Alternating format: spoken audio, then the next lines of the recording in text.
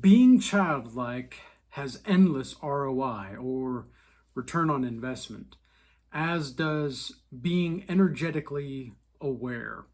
And the reason for this, most specifically, is because when you are not spending your time, but rather investing your time, things start to make a little bit more sense to you, more so and more so, until you finally get to a point in which you don't really need to have another problem.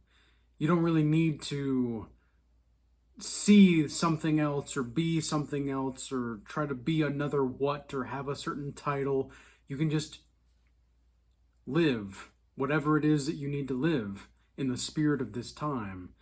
And that is really going to ultimately put you on a high value timeline that is potentially a low cost timeline, because again, when you're focused on the investment of time rather than the spending of time, then you're seeing how you can actually not only play into your long-term legacy, that is, well, if you want to have a legacy, but and who really needs a legacy, right? But that's a spiritual question for another time. The point is that when you are operating from a place of playfulness and you're noticing things that other people are not noticing, or you're seeing things that maybe other people are refusing to see, well, if you start to call this out, you're going to be demonized.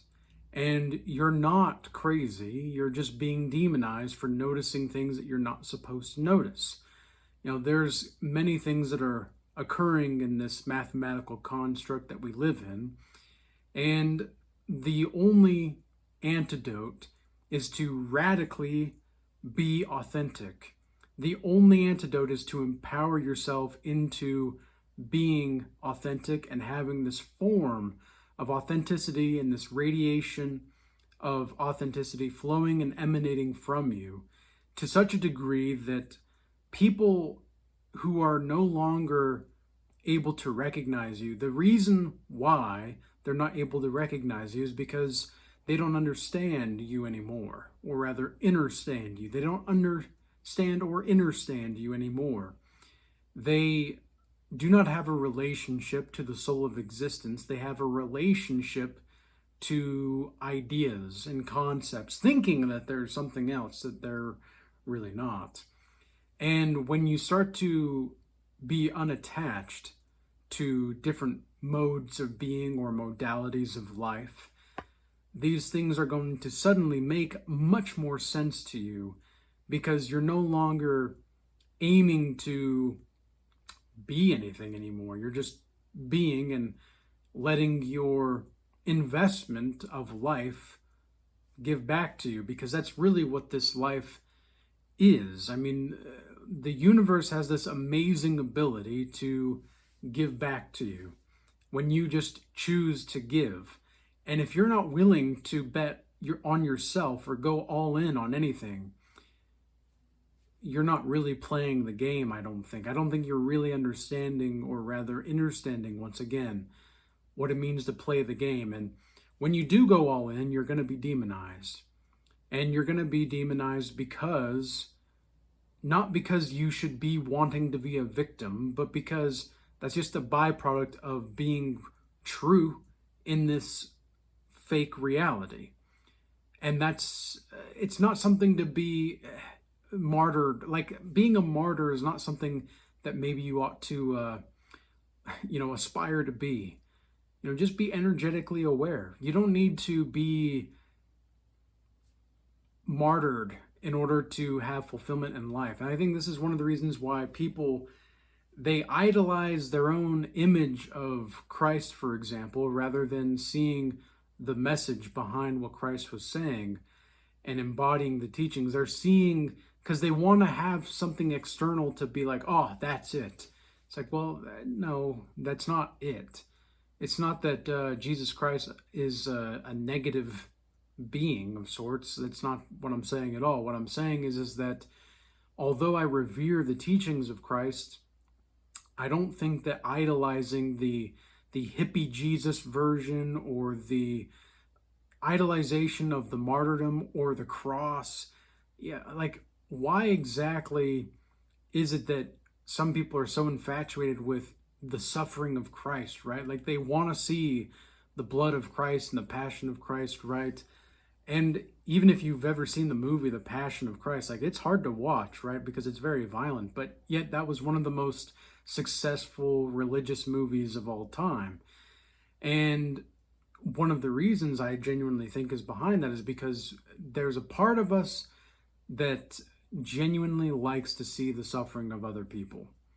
And you only like that part of you when you have not, like, well, you only know how to love that part of you, rather, when you've integrated your shadow.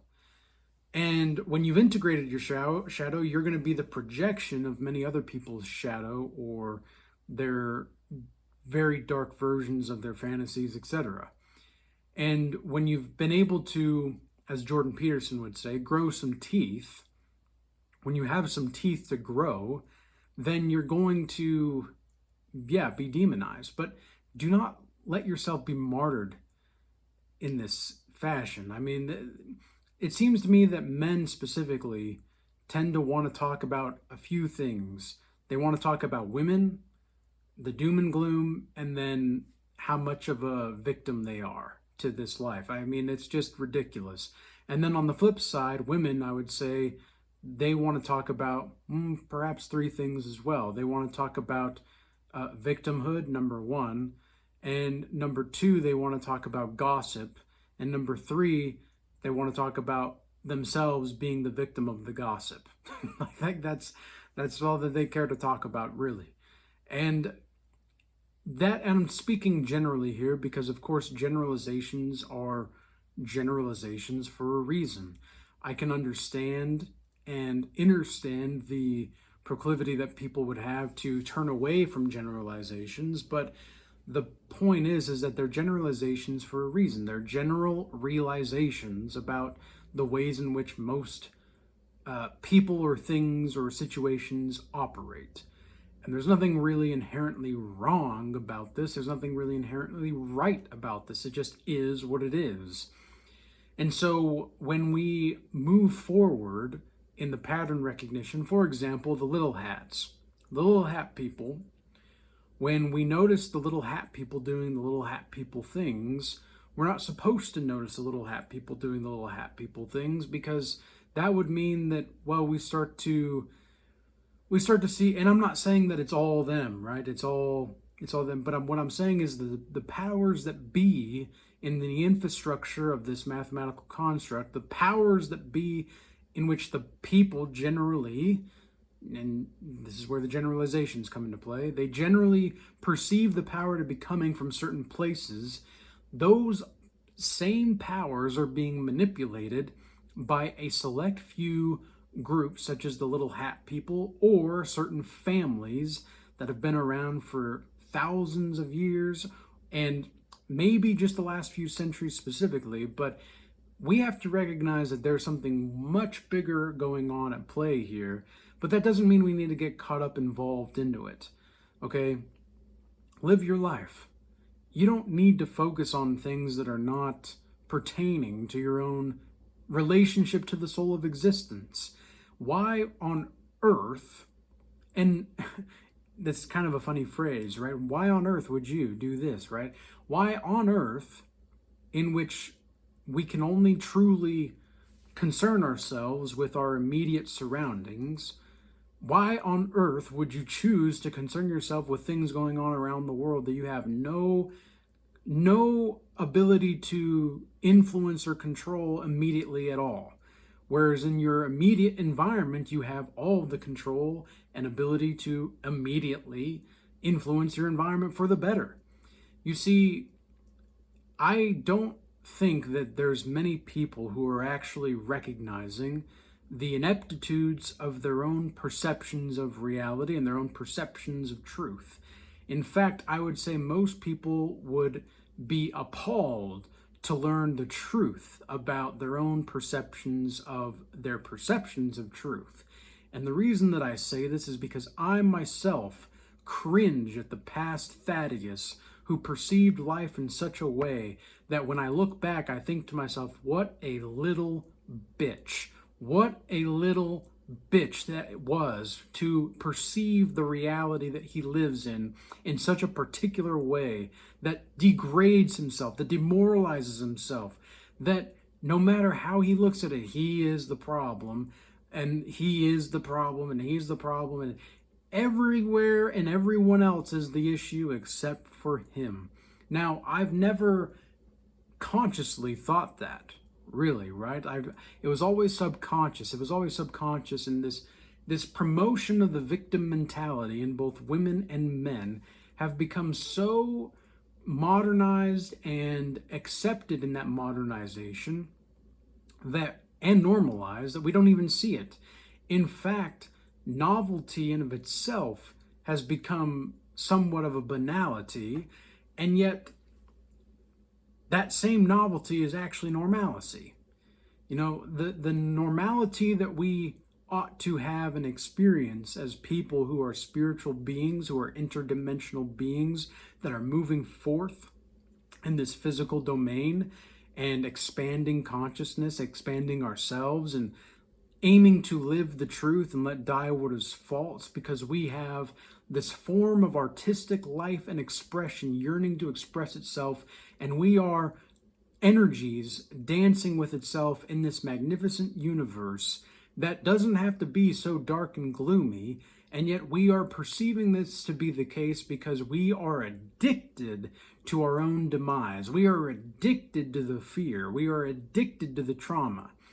And it's not always going to be our fault. Okay, it's just that we have to recognize that this is exactly what's going on. Think about can I say this on the YouTube? Blemk Multra. Okay, y'all know what I'm really talking about. At least those that know. Blemk Ultra is exactly something that is going on to this day, has been going on.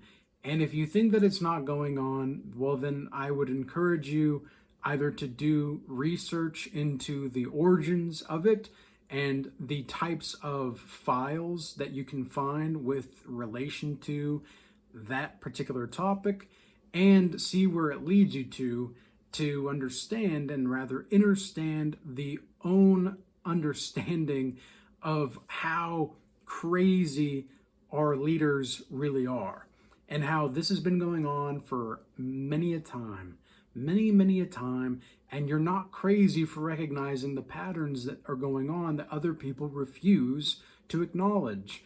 These people refuse to acknowledge that because they think that, well, our government, our leaders, our institutions, our universities, our whatever, they couldn't possibly be so cruel to see us in a particular type of fashion and try to literally suck the life force from us. They couldn't do that.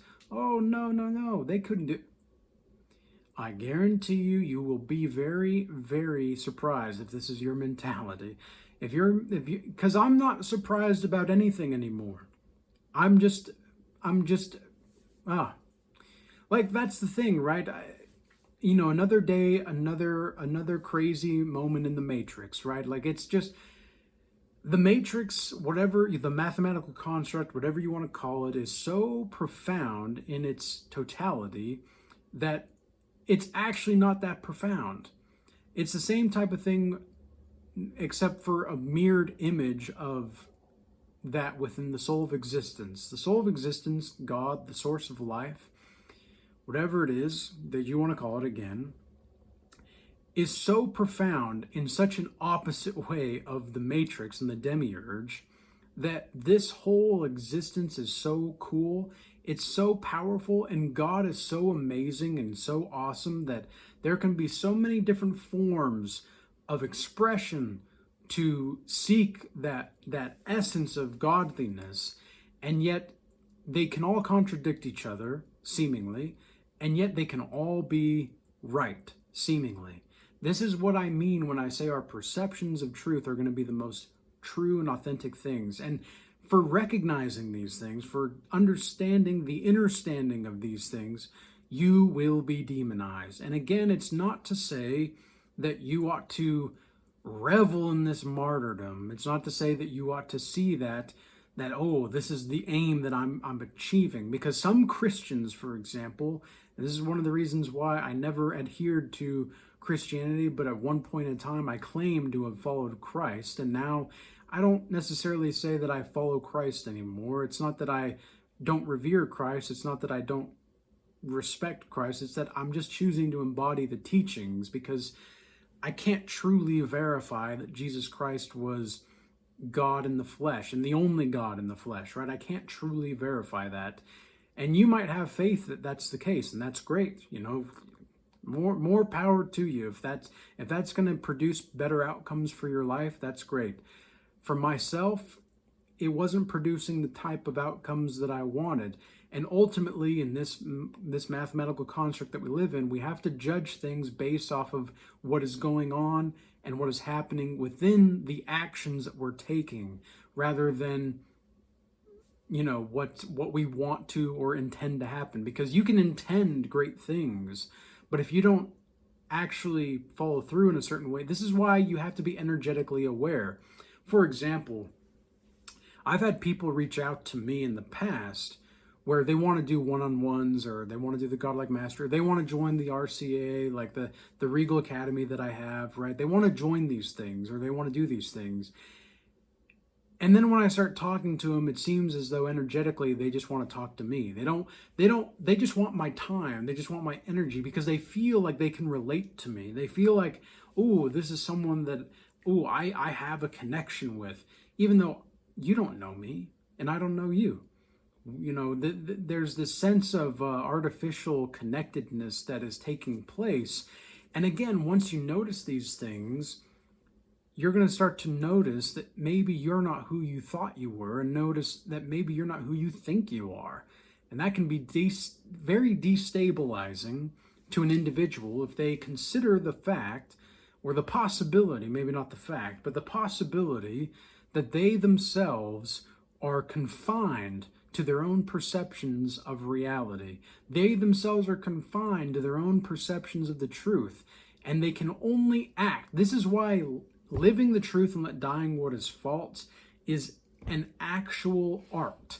Okay, this whole thing is an art form. And when I say the whole thing, I mean the whole thing, the whole shebang, the whole creme de la creme of life is a whole art form. And if you do not have the capacity to truly recognize that that is the case, then you're not a creator. You're not co-creating, you're just passively being. And so how do you stop the idealization of the creation? Because you're thinking that you're idolizing or worshiping the creator, when in actuality you're just idolizing the creation.